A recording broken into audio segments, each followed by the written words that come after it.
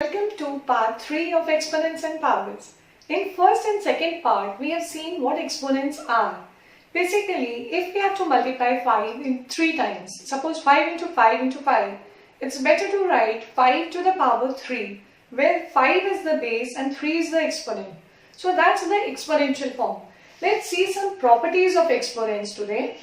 A raised to m into a raised to m means a raised to m plus n. See, the base is same here, a. That means if I take an example of 5 to the power 7 into 5 to the power 4, the base is same here, 5. The exponents are different. Suppose this is m, this is n. They get added up. 7 plus 4, this will be 5 to the power 11. So this is a property where when the base is same, the exponents simply get added up in the exponents. 5 raised to 7, here the base was 5, here also the base is 5. Exponents are different and they get added up and we get 5 to the power 11. Similarly, when we see this one, here again the base is same but the quantities are getting divided. For instance, if we take the same example, just the division sign is there. So 5 raised to 7 divided by 5 raised to 4. See, the base is once again the same, only the powers are different here.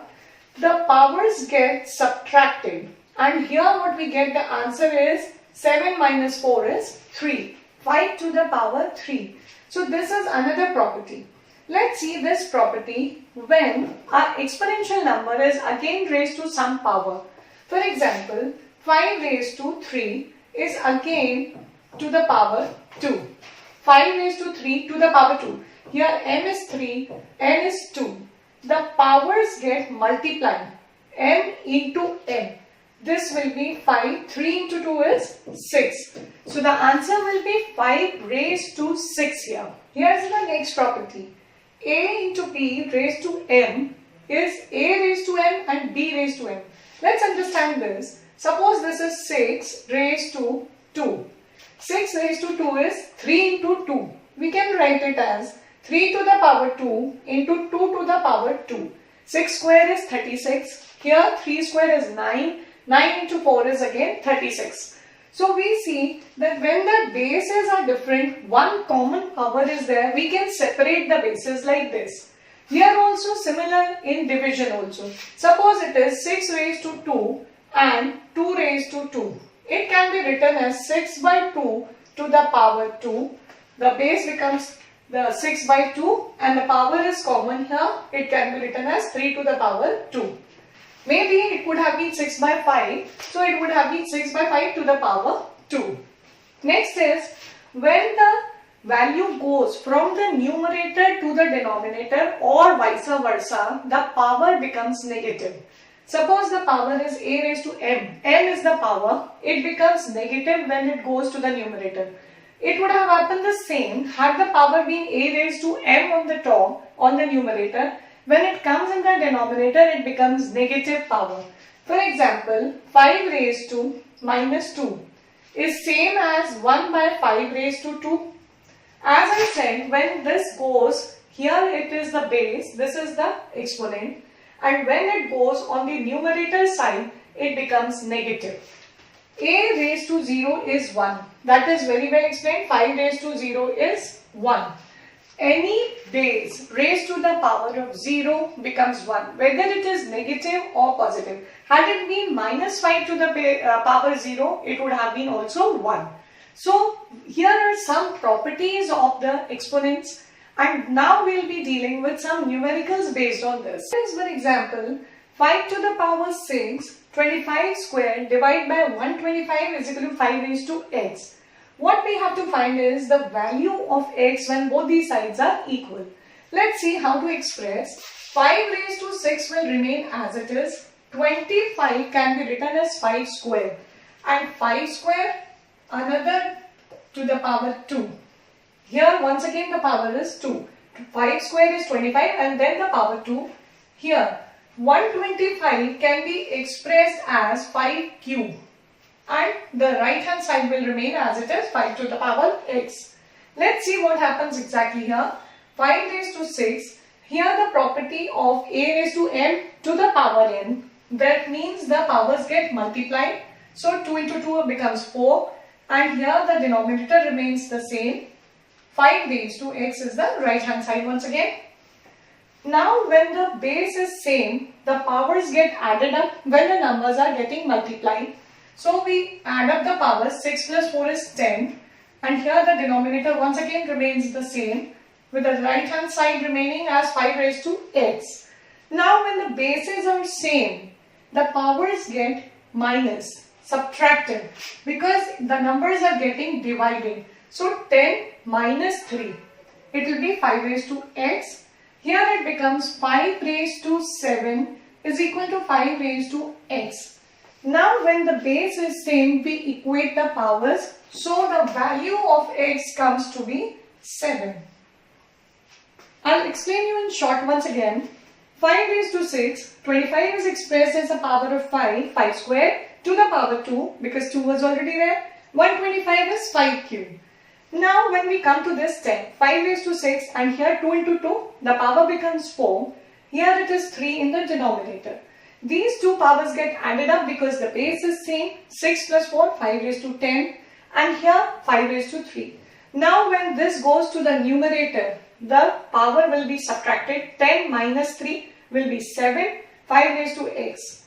And when the base is same on both the sides, we equate the powers. So the value of x comes to be 7. Let's see another example. We have another question. 49 into 64 divided by 2 cube into 7 to the power minus 2. After finding out the factors of 64, we can express it as 7 square to 2 to the power 6 divided by 2 square into 7 to the power minus 2, and here it is 14 to the power 1. Let's see what happens when this 7 raised to minus 2 goes in the numerator. 7 square into 7 raised to 2, because this minus sign becomes positive when it goes to the numerator. Here this 2 raised to 6 will remain as it is, but this 2 when it goes up in the numerator it becomes 2 raised to minus 2, and here the answer will be once again 14 raised to y on the right hand side. Here it becomes 7 to the power 4 and 2 raised to 4, because 6 minus 2, when the powers get added up, 1 is negative, it is 14 to the power y. Once again when we see the powers are same, so the base can be multiplied. It becomes 14 to the power 4 and right hand side is 14 to the power y. Once when the bases are same, we equate the powers, so we get the value of y as 4. Here is another example where we have to find out the value of n. Let's see, 25 is 5 square and to the power n minus 1, because 25 was raised to the power n minus 1 into. Once again, 125 can be written as 5 cubed. 5 into 5 is 25. Once again multiplied by 5 gives me 125. So it can be written as 5 cubed. 5 to the power n minus 1 is the right hand side as it is. Now here when we see that there are two powers, 5 square and to the power n minus 1. So the powers will be multiplied. 2 into n minus 1 into 5 cube, and the right hand side will remain as 5 to the power n minus 1. Once when we see this, the base is same here. So the powers are going to be added up. We have 5 to the power 2 n minus 1 plus 3 is equal to 5 to the power n minus 1. See, the base is same, is 5 is the base and the powers are getting added up. When we open this bracket, we see 2n minus 2 plus 3 on the left hand side, and on the right hand side it is 5 to the power n minus 1. 2n plus 1, we get as 2n plus 1, minus 2 plus 3 gives me plus 1, and here it is 5 to the power n minus 1. Once again we see that the base is same on the left hand side as well as the right hand side. So we equate the powers. On equating the powers, we get this. 2n plus 1 is equal to n minus 1.